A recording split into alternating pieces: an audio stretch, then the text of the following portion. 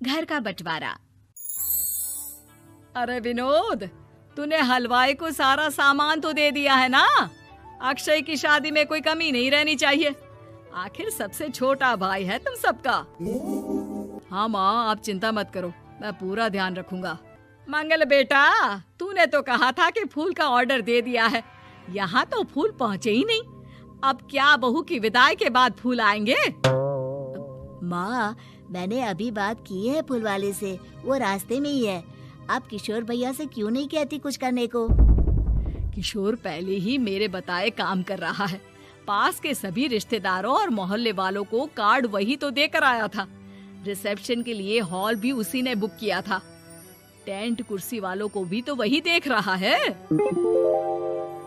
पर कई मोहल्ले वाले तो हमारे भरे पूरे परिवार से जलते भी हैं। उन्हें बुलाने की क्या जरूरत थी? बेटा, शादी ब्याह में तो बुलाना ही पड़ता है, नहीं तो लोग क्या कहेंगे। दादी दादी देखो ना, हलवाई अंकल हमें लड्डू नहीं दे रहे, आप इनको डांटो ना। अरे चैन सुख दे देना बच्चों को लड्डू, क्यों तंग कर रहा है इन्हें? बीबी जी, मैं कहाँ मना कर रहा हूँ, लेकिन लड्डू बनते ही ये बच्चे उठा उठा कर खा लेते हैं। अरे मैं तो इन्हें थाल में रख के परोस भी नहीं पा रहा।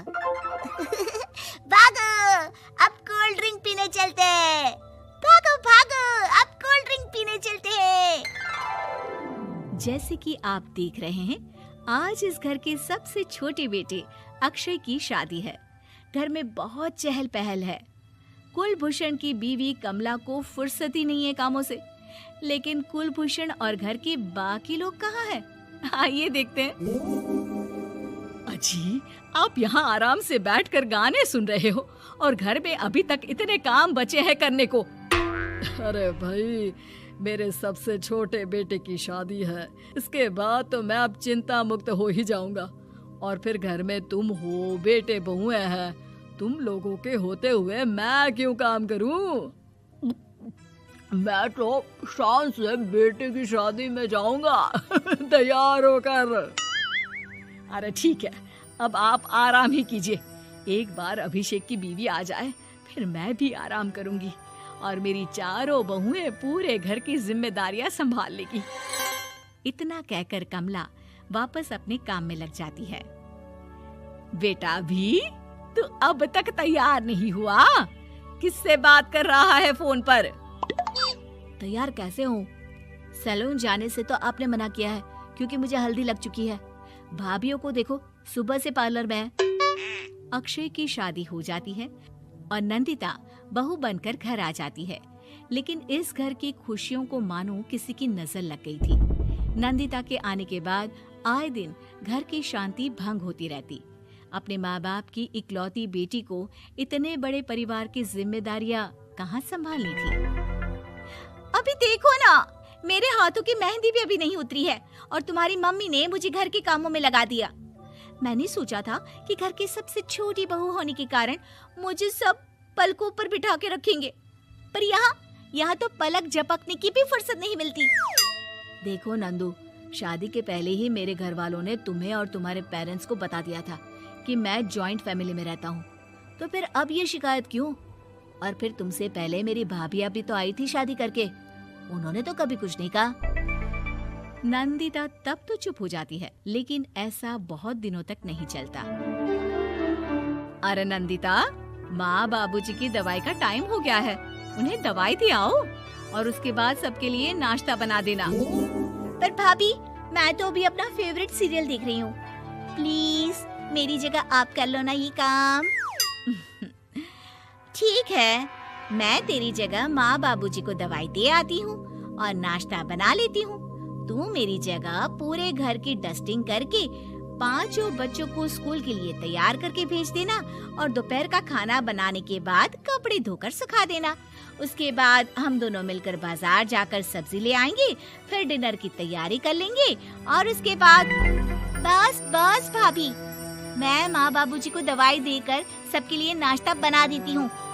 हे भगवान, ये कहाँ लाकर फंसा दिया मुझे। मेरे घर में तो गिनती की 8 रोटियां और 2 सब्जी बनती थी और नाश्ता निपट जाता था, यहाँ तो रोटियों का ढेर और सब्जियाँ बड़े बड़े पतीलों में बनानी पड़ती है। नाश्ता बनते बनते लंच का टाइम हो जाता है और लंच बनते बनते डिनर का। अभी मुझ में तुम्हारे पूरे परिवार का नखरा उठाने की और ताकत नहीं बची। मैं ऐसे नहीं रह सकती। अरे तो क्या चाहती हो तुम? मुझे अलग रहना है बस। तो ठीक है, हम कल ही शिफ्ट हो जाएंगे किराए के घर में। इतना बड़ा घर होते हुए हम किराए पे क्यों रहेंगे? ना जी ना, घर में ही दीवार खड़ी करो अपने हिस्से के आगे। घर के साथ साथ घर की खुशियों में भी दीवार खींच जाती है। ऐसे ही कई महीने बीत जाते हैं और नंदिता माँ बन जाती है। बच्चे के आने से अभिषेक के कंधों पर खर्चों का बोझ आ पड़ता है। अभिषेक का बोझ कम करने के लिए नंदिता भी पार्ट टाइम जॉब कर लेती है, लेकिन इससे उसके सर पर नौकरी, घर और बच्चे की जिम्मेदारी बढ़ जाती है। नंदिता, ये क्या है? तुमने घर भी ठीक से साफ नहीं किया, ना ही मेरे कपड़े धुले हैं। चिंटू के बाल भी कटवाने जाना था, देखो उसके बाल कितने बढ़ गए हैं। अरे करती क्या हो पूरा दिन तुम? मैं करती क्या हूँ? तुम्हारा नाश्ता और लंच बनाने के बाद चिंटू को डे केयर सेंटर पर छोड़ कर आती हूँ, फिर खुद ऑफिस जाती हूँ। पूरा दिन काम करके आने के बाद बिना आराम किए बाजार से सब्जियाँ लेकर आती हूँ, घर आकर खाना बनाती हूँ, चिंटू को देखती हूँ और क्या करूँ मैं? तो किसने कहा था अपने सर पर इतने काम लेने को? मत जाओ ऑफिस। ऑफिस जाए बिना घर के खर्चे कहाँ से पूरे होंगे? चिंटू की डे केयर का खर्च, उसके लिए बेबी फूड का खर्च, प्रेस वाले का खर्च, ये सब तुम्हारी सैलरी से होता नहीं है। अगर परिवार से अलग नहीं होती तो इतनी मुसीबतें नहीं उठानी पड़ती तुम्हें परिवार के साथ मिलकर काम करने में दिक्कत थी, लेकिन काम तो अब भी बहुत है तुम्हारे सर पर। चिंटू को भी डे केयर भेजने की जरूरत नहीं पड़ती। उसको गोद में खिलाने के लिए दादा दादी और घर के सभी बड़े होते। उसके साथ खेलने के लिए उसके भाई बहन भी होते। मेरे तीनों बड़े भाइयों के बच्चे भी बड़े हुए हैं, लेकिन बिना महंगा बेबी फूड खाए, क्योंकि मेरी माँ और भाभियाँ बहुत अच्छे से जानती है कि बच्चे को क्या खिलाना चाहिए। बिजली के बिल जैसे खर्चे भी सब मिलकर बांट लेते थे, लेकिन तुम्हें तो सबसे अलग रहने में ही मजा आता है, तो अब शिकायत क्यों करती हो? बस करो अभिषेक, बस करो।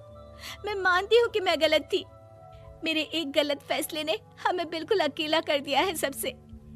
एक घर में होते हुए भी हम बाकी परिवार से अजनबियों की तरह रह रहे हैं। अभिषेक और नंदिता की सारी बातें घर के बाकी लोगों को सुनाई दे रही थी। तभी कमला बोल पड़ती है। अरे नंदिता बहू, किसने कहा कि तुम अकेले हो? तुम्हारा इतना भरा पूरा परिवार है ना तुम्हारे साथ। हम तो बस ये चाहते थे कि तुम अपनी गलती समझ जाओ। अगर हम तुम्हें समझाते तो शायद तुम ना समझती, लेकिन अपनी गलती का एहसास तुम्हें खुद हो गया है, तो अब तुम समझ चुकी हो परिवार में एक साथ रहने का मोल क्या होता है। मम्मी जी, मुझे माफ कर दीजिए, अब ऐसा दोबारा कभी नहीं होगा। अरे माफी बाद में, पहले मेरा पोता जरा मेरी गोद में तो दे, और तू जाकर सबके लिए चाय बना ला।